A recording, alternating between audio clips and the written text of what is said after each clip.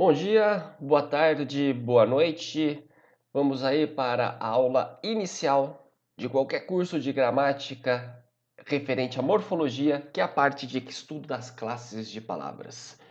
Bom, eu vou trabalhar hoje basicamente com as três primeiras, as três iniciais, que geralmente nós encadeamos através de substantivo, adjetivo, artigo ou artigo, adjetivo, mas a gente sempre começa com o substantivo, bem? Então vamos pegar aqui e fazer um apanhadão geral a respeito, levando-se em conta que esta aula é uma aula de generalidades de classes de palavras. Os senhores já estão bem crescidinhos para que fiquemos com aquele papo de coletivo, masculino, feminino, pão, pães. Isso agora já é dado como um conhecimento concretizado ao longo dos anos. A gente vai um pouco além para as partes que nos importam mais, que são mais referentes aí à forma que você liga ao seu dia a dia, a significação das palavras, maravilha? Então é o seguinte, a gente vai fazer aqui uma pequena transição de imagem e vamos lá, maravilha? Classes de palavras. Nós temos então 10 classes de palavras. Classes de palavras, pessoal, é sinônimo de morfologia. Morfologia é a mesma coisa que classes de palavras. Então, toda vez que a gente analisa gramaticalmente uma sentença, uma frase, uma palavra, eu tenho um tripé, que é a morfologia, a sintaxe ou a semântica. Morfologia é isso daqui que vocês já estão carecas de saber.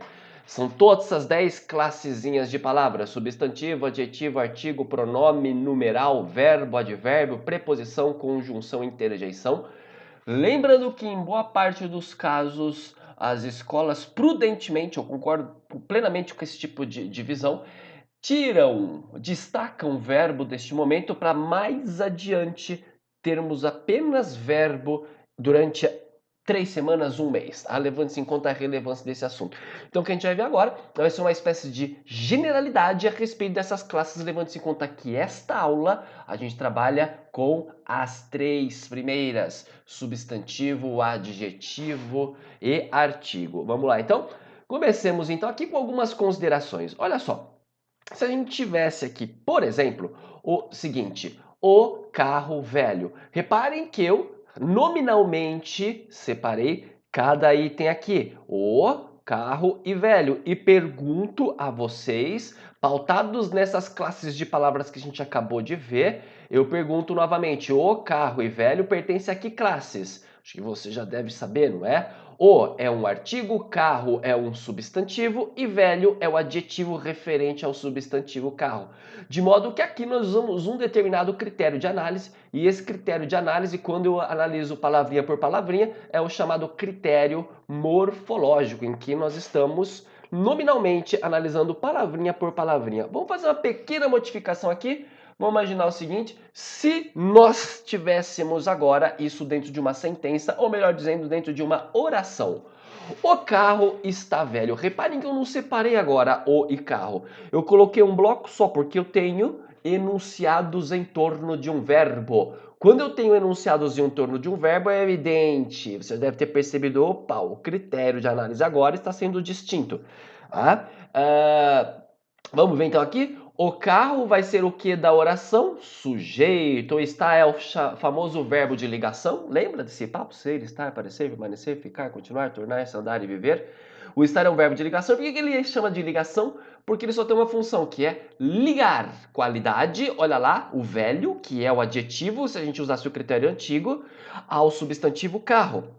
Só que como nós mudamos agora o critério de análise, nós estamos falando do critério sintático.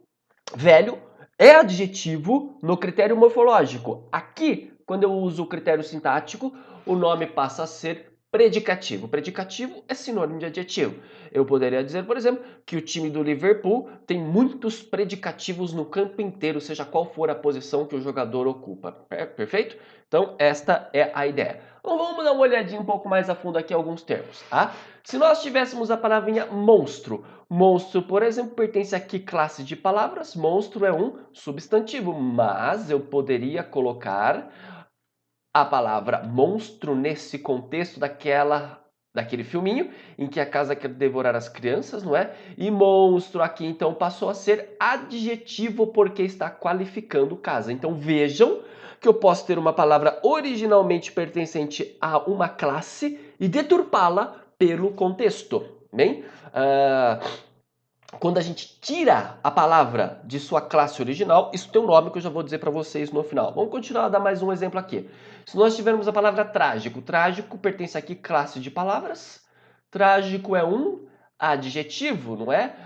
Eu poderia dizer filme trágico, ou então um acontecimento trágico, mas eu poderia dizer o seguinte: o trágico nos inspira. Imaginemos que nós estejamos falando de drama, de teatro, que é dividido no clássico em comédia e tragédia. Então eu digo que o trágico, esse sentimento da tragédia maior do teatro, nos inspira. Então reparem que trágico aqui foi substantivado. O que era adjetivo aqui passa a funcionar como um substantivo. Tá?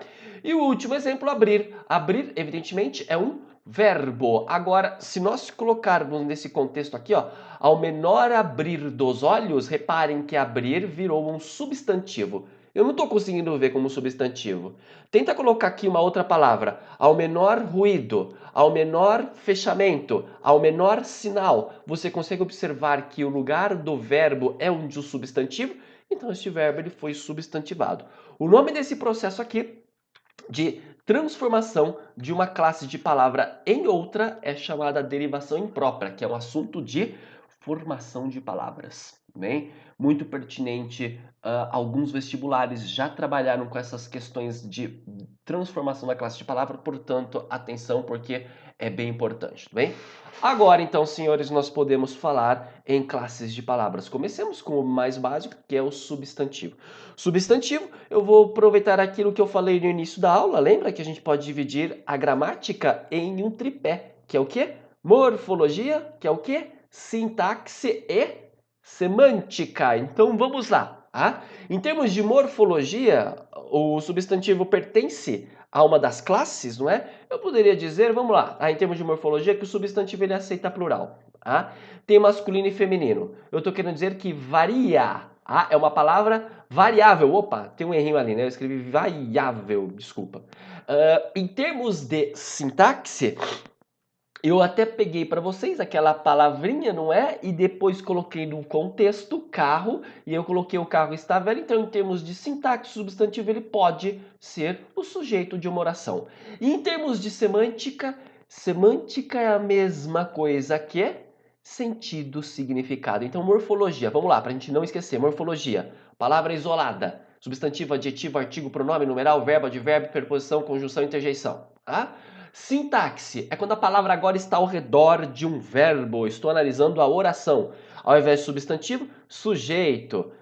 Verbo de ligação, verbo transitivo direto, objeto indireto, complemento nominal, aposto, vocativo. É aquele papo de análise sintática. Semântica é sentido, significado. É o que você entendeu. Em termos de sentido e significado, o substantivo faz o quê? Dá nome. Bem? Há seres reais, irreais, animados e inanimados, concretos, abstratos, etc, etc. E é isso que a gente vai ver agora. Tá? Só para a gente fazer agora um apanhadão geral, a distinção entre substantivo comum e próprio. Comum pode ser qualquer tipo de substantivo, caneta, banana, cachorro. Próprio é nome próprio, não é? De gente, de cidade, país, estado, região, João, Rio Preto, Brasil. Simples e composto. O simples vai ser aquele que tem apenas um radical, uma raiz, uma palavra. Ruela, pé, moleque. O composto é quando eu junto mais de um radical, mais de uma raiz com ou sem hífen. Por exemplo, pé de moleque, Zé Ruela, pontapé, girassol, entre outras aí. Então tá aí. Este basicamente é o início da nossa aula, então, de morfologia. Vamos aqui a mais um passo. Primitivo e derivado. Por exemplo, se tivermos aqui correr, banana ou carne. De correr, eu posso criar tantas outras palavras que com certeza já estão passando na sua cabeça. Por exemplo, correnteza, corredor, corrida, percorrer, Banana eu posso dizer que fiquei embananado em alguma questão. Carne eu posso criar tantas outras como carniça, carnificina, carniceiro e por aí vai. Bem, esse aqui é um outro papo de formação de palavras bem interessante, que quando a gente começa a descamisar, a tirar a vestimenta da palavra e chegar em seu real sentido ou em mais irredutível, nós conseguimos depois fazer exercícios bem interessantes quanto a sentido e significado sem buscar dicionário. Apenas chegando à origem dela através de uma pequena observação, tá? Então continuemos e vamos aqui para o último caso concreto e abstrato que geralmente causa uma certa polêmica, não é? Vamos lá então. Eu pergunto a vocês: Deus é substantivo concreto ou abstrato? E aí? Vamos pegar mais um aqui. Fada. Fada é substantivo concreto ou abstrato? Vamos lá. Energia. Todos esses. Ou então aqui eu poderia colocar luz. Deus, fada, luz, energia. Papai Noel, eu poderia colocar aqui também. O que vocês acham a respeito desses? Quais são concretos, quais são abstratos? Pensaram aí? Então tá bom. Todos eles são concretos.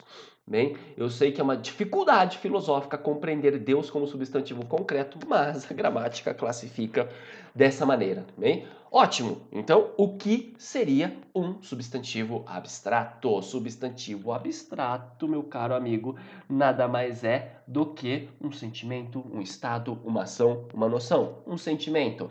Amor, ódio, esperança, coragem, estado, tristeza, excitação, alegria, tédio. Ação, chute, nado, crítica. Noção, justiça, fé, verdade. Bem? Então guardem isso. Tem uma outra dica que eu dou para vocês é que o substantivo abstrato ele precisa de alguém para existir. Por exemplo, amor, nós imaginamos amantes, ódio, pessoas que se odeiam, tristeza, alguém triste, alegria, alguém alegre, chute, eu humanizo, eu vejo alguém chutando uma bola, não é? Justiça, justiça talvez eu imagine um tribunal com pessoas em um julgamento. Ah, essa pode ser uma dica, tá? Mas eu confio mais nessa questão da memorização mesmo. Eu sei que às vezes, decoreba é besta, né? Tudo bem. Mas sabendo que estado, sentimento, ação, noção são substantivo abstrato, ajuda bastante, hein? Mas não se preocupem muito com essas definições, tá? Não fica aí ansioso querendo saber tudo a respeito, porque é algo que vamos gastar os nossos neurônios com outras coisas, bem isso que eu quero dizer. Então tá aí. Existem alguns substantivos que eles existem apenas no plural, por exemplo, as costas. Tá? Se você disser a costa, é literal, é litoral. Eu machuquei a costa. Onde? O Guarujá? Você machucou? O Batuba? Então, as costas. Maravilha? Os óculos. Então, meus óculos quebraram, né? Meu óculos quebrou. Tá? As fezes ou então as férias. Minhas férias foi boa. Minhas férias foram boas. Maravilha? Os parabéns, os meus parabéns, os pêsames, bem? E por aí vai. Nós temos em alguns casos mudança de gênero e mudança de sentido. Olha só, se nós tivermos o capital, é diferente de a capital. O capital nada mais é do que investimento, dinheiro. A capital, lugar, sede de um país, de um estado. A cabeça, o cabeça. A cabeça, corpo. O cabeça, líder, inteligente. A grama, o grama. A grama é nada mais, nada menos do que mato, gramínea, vegetação. O grama é o peso, a medida. É por isso que você não pede 500 gramas de mortandela. É 500 gramas. 500 gramas é outra coisa, tá? 500 gramas de mortadela, por favor. A cura, o cura. A cura da doença, não é? Nós estamos ansiosos agora nesse período de quarentena, de isolamento por uma cura. O cura nada mais é do que padre, padre, tá bem? Tanto que nos países que falam castelhano, espanhol, o cura é padre mesmo, padre é pai. É isso aí. O cólera e a cólera. O cólera nada mais é do que a doença. A cólera é um sentimento de raiva, ira, ódio. E é isso aí. A cisma e o cisma. A cisma, o que vai ser? Uma dúvida, uma suspeita. Eu tô com uma cisma de que hoje vai chover mais tarde. O cisma é separação, tanto que nós temos o cisma do Oriente, lá na Idade Média, quando a Igreja Católica Romana se separa da Ortodoxa Russa. Bem, é isso aí. tá bom? Tá ótimo de substantivo, vamos agora para adjetivo. O adjetivo, como vocês já sabem há muito tempo, nada mais é do que uma qualidade. Eu vou dizer também que o adjetivo ele aceita plural, tá? Porque é variável, e se ele aceita plural é porque ele concorda, como está abaixo aqui no verdinho, com o substantivo, ou modificando. Então vamos lá, o que eu quero dizer com isso? Aceita plural e modifica o substantivo. Se nós tivermos aqui o ministro da Educação, eu posso usar dois adjetivos, né? Eu poderia colocar o excelente ministro da Educação. Isso me revela, quando a gente faz análise do discurso para descobrir o ideal de uma pessoa, é evidente o quanto que nós podemos descobrir a respeito do seu ponto de vista, a respeito de sua subjetividade, apenas analisando aqui questões ligadas a adjetivo. Ou eu poderia colocar o incapaz, ministro da Educação, né? Reparem que são adjetivos que me mostram, me revelam em termos de ideologia, tá? E veja como também modifica aqui o ministro da Educação. Mas como eu disse, quando a gente psicanaliticamente, fazendo uma análise de discurso, pensa a respeito de quem escreve, isso talvez revele mais do enunciador do que o ministro. Bem, é isso aí. Maravilha. Então vamos lá. Continuando aqui, vamos pegar algumas outras questões. Se eu pudesse dar dois adjetivos para a parede, vamos lá, eu poderia colocar aqui que a parede ela é branca ou que a parede é feia. Quando eu digo que a parede é branca, é bem diferente do que feia, porque branca é simplesmente uma constatação. E se é uma constatação, eu estou me baseando em fato. Se eu estou dizendo que a parede é feia, talvez alguém ache a parede bonita. E se alguém acha a parede bonita, isso aqui é simplesmente uma opinião.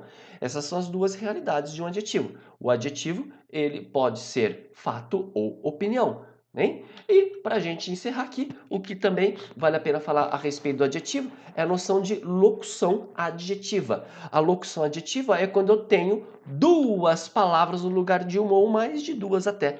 Se tivermos aqui árvore florida, dor estomacal, propriedade real, planejamento urbano, no lugar de árvore florida, eu posso ter árvore com flores, que é a mesma coisa. Então aqui com flores é a locução adjetiva no lugar do adjetivo florida. Dor estomacal, dor de estômago. Então tá aqui a locução adjetiva no lugar do adjetivo. Propriedade real, eu posso colocar propriedade do rei, do reino. Planejamento urbano, planejamento da cidade. Bem? Uma outra coisa que é importante dizer e salientar é que o adjetivo, ele mudando de posição, ele também pode, em alguns casos, mudar de sentido. Por exemplo, grande amigo, amigo grande. Grande amigo, você está dizendo que ele é importante, não é? Amigo grande, você está dizendo que ele é alto ou ele é gordo. Não sei o que significa isso. Você pode dizer pobre país, país pobre, não é? Quando a gente diz pobre país, você está externando um sentimento de pena, de comiseração. Agora, país pobre é uma constatação de que esse país não está desenvolvido economicamente. Ele está, digamos, em um patamar em que há necessidade de outras conquistas. Bem, ela é uma rainha falsa, é diferente de ela é uma falsa rainha. Rainha falsa é uma rainha mentirosa. Agora, a falsa rainha, ela não é rainha, ela se passa por rainha, é uma impostora. Tudo bem? É isso aí. Então vamos agora para artigo, que também é extremamente rápido e a gente termina essa aula. Artigo nada mais é do que um elemento que, assim como o adjetivo, modifica o substantivo. Nós temos dois tipos de artigos: os definidos e os indefinidos. Artigos definidos são quais? O, os, a, o, as. E os indefinidos, uns, uma ou umas. Bem, é isso. Muito tranquilo. Vamos dar uma olhada aqui em algumas aplicações se tivermos. A cadeira quebrou. Como que eu faço para constatar que esse a é um artigo? Você vai fazer o seguinte, pega cadeira e tenta encontrar um correspondente, um sinônimo no masculino. Neste caso aqui eu tenho certeza que é um artigo, porque se eu trocar cadeira por banco, vai ficar o banco quebrou. Se o o está concordando com o substantivo, banco, o a também concorda com o substantivo cadeira, isso é artigo, porque o artigo concorda com o substantivo. Maravilha? Continuemos aqui. Aula a partir das 7 da manhã, sei lá. Esse azinho aqui, pessoal, não vai ser um artigo, porque partir é um verbo. Partir não tem gênero masculino e feminino, não é? Se esse azinho está antes de um verbo, ele não é artigo. Isso aqui é uma preposição que nós iremos estudar mais adiante, bem? Lavagem a seco, esse a também é uma preposição, não está concordando com seco, que é uma palavra masculina, então só pode ser preposição. Maravilha? Vamos dar uma olhada então aqui em algumas aplicações que nós poderemos realizar em relação a artigo. Vamos lá. Ela foi grande amor da minha vida. No primeiro caso aqui, ó, eu vou colocar um o. Ela foi o grande amor da minha vida.